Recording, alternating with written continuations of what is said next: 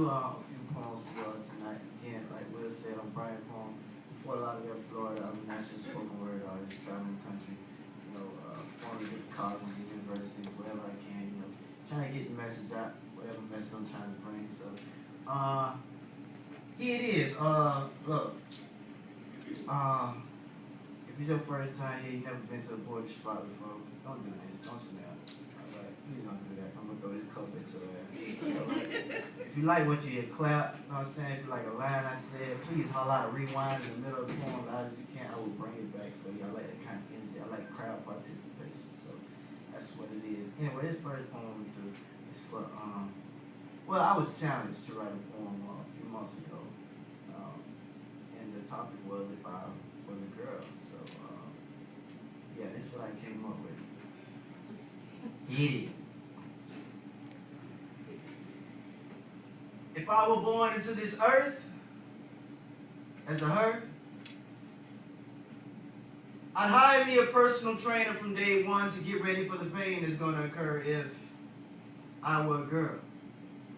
See, I wouldn't be playing with Barbie dolls at age 5. I'd be too busy dressing up my own self-esteem for guys who would try to take my pride. My eyes would always be watching, only because I know what some men are capable of plotting. See, we're rotten and the apple don't fall far from the tree now in life's mirror. I'm not sure if that's daddy or me, so if I were a girl, I'd beg daddy to stay.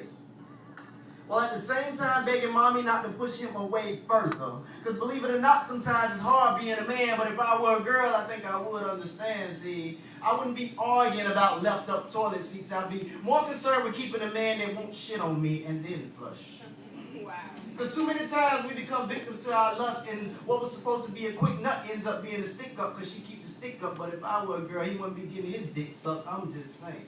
There's no sense in playing or sugarcoating the facts. We cheat, retreat, and return, and you take us right back, excusing the lies. Even though you heard it all before, and although we should break up like the Fugees, you keep tallying up the score, torn, not knowing whether to go or stay, because we can't get it together. We make vows of eternal love and decide that nothing lasts forever, except maybe the pain. And that's when you find yourself up once again at 4 a.m., sitting on the couch. It's been over 6 hours since he left to go out, but he ain't called, and he'll have another story when he get home. Probably some bullshit about he lost his phone, or it went dead when he was probably getting some head. Oh, how convenient. Hell, if I was a girl, I wouldn't believe it. Hell, I'd be sleeping, too tired from packing his shit and placing it on the front porch. That way he wouldn't even have to come through the front door. See, I wouldn't waste my time sitting up crying. I wouldn't be checking his credit card statements to see what he's buying. I wouldn't be snooping into his Facebook account. If I couldn't trust him on my space, I wouldn't trust him in my place. He couldn't hang up the